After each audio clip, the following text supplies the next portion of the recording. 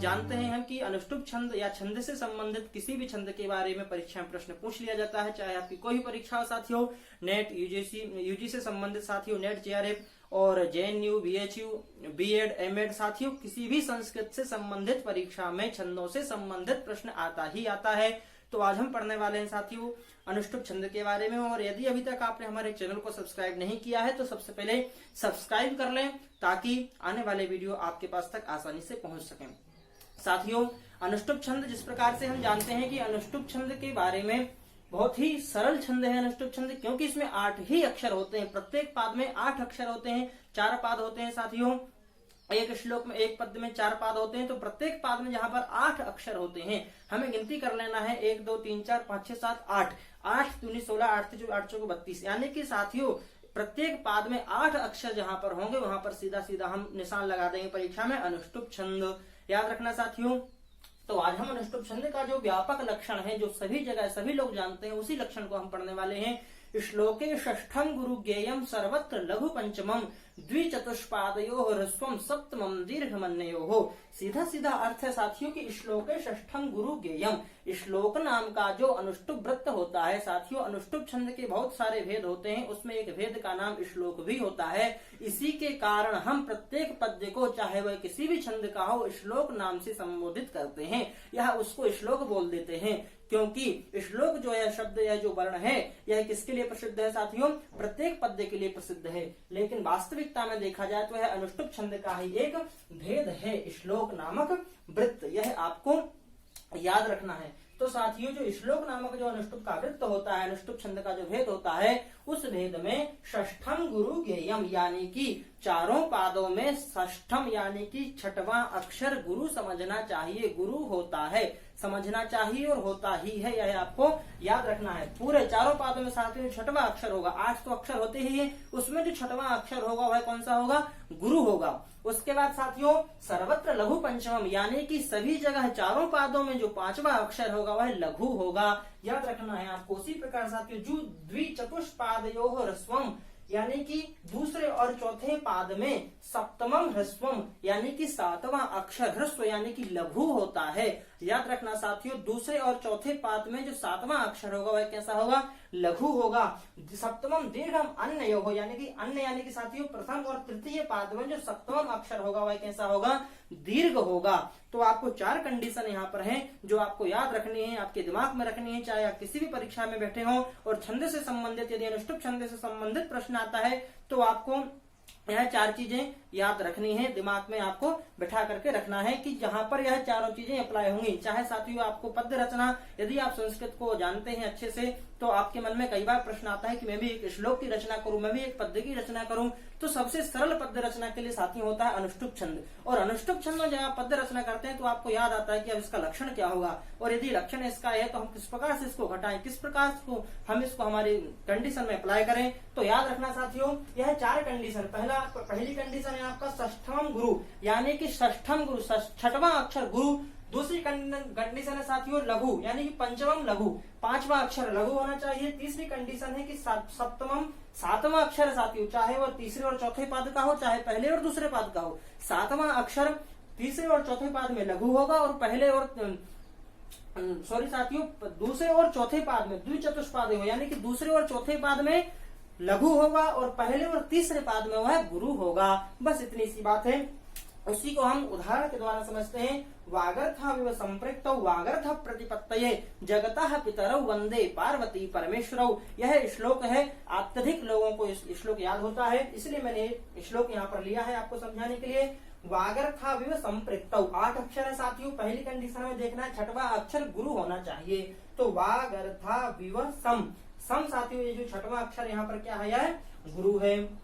इसके बाद चलते हैं हम वागर्था प्रतिपत, यहाँ पर जो पथ है सारी है संयोग गुरु होने के कारण, संयोग पीछे होने के कारण यह भी क्या है, गुरु है। उसी प्रकार से जगतः पितरौ यह गुरु है, वास्तविकता में ही यह गुरु है, इसलिए यहाँ पर गुरु हो जाएगा छठवां अक्षर। इसके बाद देखते हैं साथियों पार्वती पर में, यहाँ पर भी संयोग होने के कारण यह अक्षर क्या है साथियों, गुरु हो गया। इसके बाद हम दूसरी कंडीशन देखते हैं सर्वत्र लघु पंचमम, सभी जगह है श्लोक में पांचवा अक्षर लघु होगा। देखते हैं अभी हमने छठवां देखा था, अब पांचवा यानी जस्ट उसके एक अक्षर पहले, जिस प्रकार से बाघ अर्था विव, यह विव क्या है, लघु है। बाघ अर्था प्रति, यह भी लघु है। तब जगतः पितरौ, रौ के पहले ता जो है यह भी लघु है। उसी प्रकार से पार्वती परमेश्वरौ, अभी हमने देखा था परमे यानी कि छठवां अक्षर, अब देखेंगे रा यानी कि उसके पहला यानी पांचवा अक्षर जो है क्या है, लघु है साथियों। अब हम चलते हैं हमारी तीसरी कंडीशन क्या है, द्विचतुष्पादयो सप्तमम ह्रस्वम, यानी कि दूसरी और चौथे पाद में सातवां अक्षर लघु होना चाहिए। तो बाघ अर्था प्रतिपत्तये में देखेंगे 1 2 3 4 5 6 7, सातवां अक्षर जो साथियों में क्या है, लघु है। उसी प्रकार से पार्वती परमेश्वरों में 1 2 3 4 5 6 7, ये जो परमेश्वर, ये जो शाह दिख रहा है साथियों, ये किसका है, यह माँ के यानी इसका संयोग है। तो यह जो वाह है यहाँ पर क्या है, लघु है। अब देखते हैं हम साथियों चौथी कंडीशन है हमारी कि दीर्घम अन्ययोः सप्तमम, यानी कि सातवां अक्षर पहले और तीसरे बाद में दीर्घ होगा सातवां अक्षर। तो हम देखते हैं यहाँ पर वाग अर्था विवम, ये 5 हो गए। संप्रेक्तौ, यहाँ पर साथियों प्रेट जो दिया है यानी कि आधा का यानी कि संयोग लगा हुआ है इसमें, तो यह क्या हो गया साथियों, दीर्घ हो गया, गुरु हो गया। उसी प्रकार से जगतः पितरौ वन, वन यहाँ पर जो है अभी संयोगे गुरु होने के कारण यहाँ पर गुरु होता है। इस प्रकार से साथियों दीर्घ होने के कारण यहाँ पर गुरु होता है। तो यह हमारी जो 4 कंडीशन थी यह इस श्लोक में हमारी अप्लाई होती हैं। जगतः पितरौ वंदे पार्वती परमेश्वरौ, इसी प्रकार से धर्म क्षेत्र कुरुक्षेत्र समवेतायुत्स्वा, जिस प्रकार से मैंने आपको पहले बताया था कि अनुष्टुप छंद के बहुत सारे भेद होते हैं। आप सोचेंगे कि हमने तो यही भेद पढ़ा है, इसके अलावा कहाँ भेद होते हैं, तो मैं आपको बता दूं कि यही श्लोक यदि आप दूसरे श्लोकों में जिस प्रकार से विद्या ददाति विनयम विनयात याति पात्रताम पात्रत्वात् धर्माप्नोति धनात् धर्मा तथा सुगम, इस प्रकार से और भी जो श्लोक है उन श्लोकों में यदि आप जाकर के देखेंगे तो साथियों यह जो लक्षण है वहीं पर नहीं घटेगा, वहां पर अन्वित नहीं होगा, क्योंकि वहां पर जो अनुष्टुप है वह दूसरे अनुष्टुप का। साथियों अनुष्टुप तो एक ही है, 8 ही अक्षर होते हैं, लेकिन लक्षण अलग अलग होने के कारण उसके भेद मान लिए जाते हैं। और उन भेदों में भी यह वाला जो लक्षण का भेद है श्लोक के नाम से प्रसिद्ध होने के कारण हम सभी पद्यों को श्लोक के नाम से संबोधित करते हैं। साथियों अब हम पढ़ने वाले हैं इसके बाद में यहाँ पर इंद्र वज्रा छंद के बारे में। साथियों इंद्र वज्रा छंद को आप लोग अधिकतर जानते हैं और समझते हैं। इंद्र वज्रा से संबंधित भी प्रश्न होते हैं। जिस प्रकार से साथियों जिस प्रकार से मैंने बताया था कि 8 अक्षर का जो छंद होता है उसको हम अनुष्टुप बोलते हैं, उसी प्रकार से हम समवृत्त छंदों में आगे बढ़ते हैं तो हमारा 11वें नंबर पर छंद जो आता है साथियों उसको त्रिष्टुप छंद बोलते हैं। क्या बोलते हैं साथियों, उसको हम त्रिष्टुप छंद बोलते हैं। तो साथियों त्रिष्टुप छंद के ही भेदों के अंतर्गत सबसे पहला भेद जो होता है वह इंद्र वज्रा होता है। याद रखना साथियों त्रिष्टुप छंद का है भेद जो है वह इंद्र वज्रा छंद होता है। इंद्र वज्रा छंद में साथियों 11 अक्षर होते हैं, 11 वर्ण होते हैं, यह आपको याद रखना है। कहीं भी किसी भी परीक्षा में यदि 11 वर्णों से संबंधित प्रश्न आता है, छंदों की कौन सा छंद है, तो वहां पर आपको इंद्र वज्रा छंद में टिक करना है, निशान लगाना है।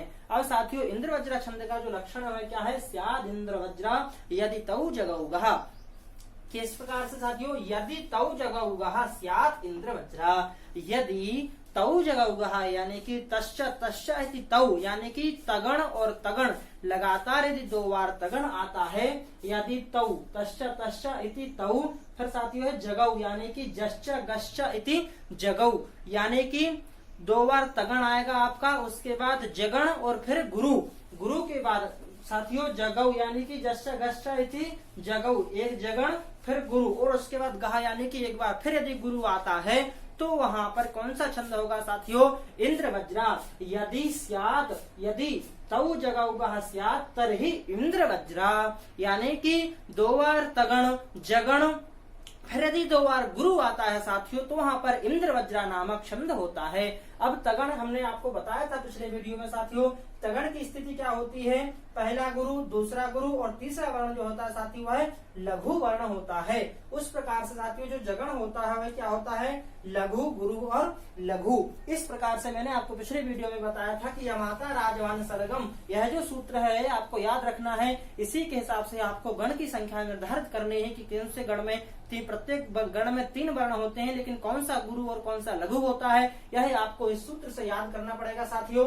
तो हम चलते हैं, यदि मैंने आपको सरलता के लिए यहाँ पर बता दिया है कि यहाँ पर तगण और जगण, यहाँ पर हमारा दो जो है कि यहाँ पर गण से संबंधित यहाँ पर लक्षण में दिया है। साथियों हम देखते हैं, स्याद इंद्र वज्रा जगौगहा, 11 अक्षर होंगे। सबसे पहले 2 तगण होंगे साथियों, जिस प्रकार से हम उदाहरण में देखते हैं, आहार निद्रा भय मैथुनानी सामान्य में तत्पशुभिर नराणाम धर्मो ही तेषाम अधिको विशिष्टो धर्मेण हीनः पशुभिः समाना। यह श्लोक अत्यधिक आप लोग जानते हैं नीति का श्लोक है। हम इसमें देखते हैं साथियों कि पहला अक्षर वह गुरु है, दूसरा अक्षर भी गुरु है, तीसरा अक्षर जो है वह लघु है। फिर हम चलते हैं साथियों, पहला हमारा तगण हो गया, लेकिन दूसरी बार फिर यहाँ पर से तगण है साथियों, तो यहाँ पर भी जो पहला अक्षर वह क्या है साथियों, पहला अक्षर यहाँ पर फिर से हमारा गुरु है और दूसरा अक्षर भी गुरु है, तीसरा अक्षर साथियों जो है लघु है। फिर उसके बाद आता है साथियों जगण। जगण में क्या स्थिति साथियों, पहला अक्षर लघु है, फिर गुरु है, फिर लघु है। तो यहाँ पर भी हम वही देख रहे हैं कि जो एकार है लघु है, मई में जो साथियों यहाँ पर गुरु है और फिर यहाँ पर लघु है। उसके बाद साथियों लगातार 2 अक्षर जहाँ पर 2 वर्ण जहाँ पर गुरु होते हैं, वह स्थिति किसकी कहलाती है साथियों, इंद्र वज्रा छंद की कहलाती है। एक जैसी स्थिति यदि चारों वर्णों में पाई जाती है तो वहाँ पर इंद्र वज्रा नामक छंद होता है। यही स्थिति साथियों यहाँ पर हम चारों पादों में देखते हैं। यहाँ पर भी साथियों सामान्य, फिर साथियों यहाँ पर देखेंगे हम एतत् संयोग होने के कारण, फिर यहाँ पर सामान्य में तत्, फिर साथियों यहाँ पर जगड़ में हम देखते हैं पशुभिर, फिर साथियों यहाँ पर 2 लगातार गुरु आ जाएंगे। इस प्रकार से यहाँ पर देखेंगे हम धर्मो ही तेषो, यहाँ पर धा, फिर मो, ये मो के कारण यहाँ पर गुरु है, फिर यह लघु हो गया साथियों। फिर यहाँ पर वही स्थिति है, फिर लघु, फिर गुरु, फिर लघु, फिर यहाँ पर साथियों लगातार 2 गुरु हो गए। फिर हम वही पंक्ति यहाँ पर देखते हैं, धर्मेण हीना पशुभिः समाना में क्या होगा साथियों, पहला गुरु है, फिर गुरु है, फिर लघु है। यदि फिर यहाँ पर गुरु है, यहाँ पर भी गुरु है, यहाँ पर लघु है, यहाँ पर साथियों लघु है, यहाँ पर गुरु है और फिर यहाँ पर लघु है, फिर यहाँ पर लगातार 2 गुरु है। साथियों ये स्थिति यहाँ पर आपको देखने को मिलती है। चारों पादों में एक जैसे 11 अक्षर 11 वर्ण आते हैं। एक जैसे का मतलब है साथियों कि 2 तगण, फिर 1 जगण, फिर लगातार 2 गुरु जहाँ पर आते हैं वहां पर इंद्र वज्रा नामक छंद होता है। जिस प्रकार से साथियों मैंने इस उदाहरण में यहाँ पर घटा के देखा है, आप इसी उदाहरण में नहीं तो इसके अलावा बहुत सारे उदाहरण आपको देखने को मिलते हैं काव्यों में, रामायण में, महाभारत या नीति श्लोकों में, सुभाषित में साथियों। तो आप वहां पर लगा करके अपनी कॉपी में लिखिए, श्लोकों को लिखिए साथियों, और श्लोक को लिखने के बाद वहां पर पेन से मात्राओं को जोड़ करके, वर्णों को जोड़ करके, इस लक्षण को घटा करके देखिए, तब आपका वह क्लियर हो जाएगा कि यहाँ पर कौन सा छंद है। उसी प्रकार साथियों आप मैंने अनुष्टुप छंद जो इसके पहले बताया था, अनुष्टुप छंद का भी आप कोई सा भी श्लोक ले लीजिए और लक्षण को घटा करके देखिए, जिससे आपके दिमाग में अनुष्टुप और इंद्र वज्रा इन दोनों छंदों के लक्षण यानी कि सूत्र और उनके उदाहरण फिट हो जाएंगे, क्लियर हो जाएंगे कि किस प्रकार से हमें छंदों की गणना करनी है, वर्णों की गणना करनी है और किस प्रकार से हमें यहाँ पर साथियों इस छंद के लक्षण को घटाना है। याद रखना है साथियों। और यदि अभी तक आपने चैनल को सब्सक्राइब नहीं किया है तो सब्सक्राइब कर लें, ताकि और आने वाले वीडियो जो मैं बनाऊंगा आपके पास तक आसानी से पहुंच सकें। तब तक के लिए धन्यवाद साथियों। लेकिन यदि आपको कोई भी समस्या आ रही है तो आप मुझे कमेंट करके जरूर बताएं, ताकि मैं आपको वहां पर कमेंट में निराकरण कर सकूं। और साथियों करके जरूर देखिए, जब तक आप करेंगे नहीं अपनी कॉपी में तब तक ये छंद आपको समझ में नहीं आएंगे। चाहे इंद्र वज्रा हो, अनुष्टुप हो, आर्या हो, 3 छंद हम पढ़ चुके हैं। इसके बाद में आपको उपेंद्र वज्रा और आगे आगे शार्दुल कीर्तन आदि जो जो छंद आपके सिलेबस में लगे हैं वह छंद लेकर के आऊंगा, ताकि आपको आसानी हो सके परीक्षा की तैयारी करने में। आशा करता हूँ साथियों आप वीडियो को देख करके लाइक जरूर करेंगे और अपने मित्रों को जो तैयारी कर रहे हैं उन तक वीडियो जरूर पहुंचाएं, यानी कि शेयर जरूर करें और कमेंट करके मुझे जरूर बताएं। यदि कोई गलती होती तो वह भी मुझे बताएं, ताकि मैं अगर उस गलती को सुधार सकूं साथियों और आपके पास अच्छे से अच्छी सामग्री पहुंचा सकूं। धन्यवाद साथियों।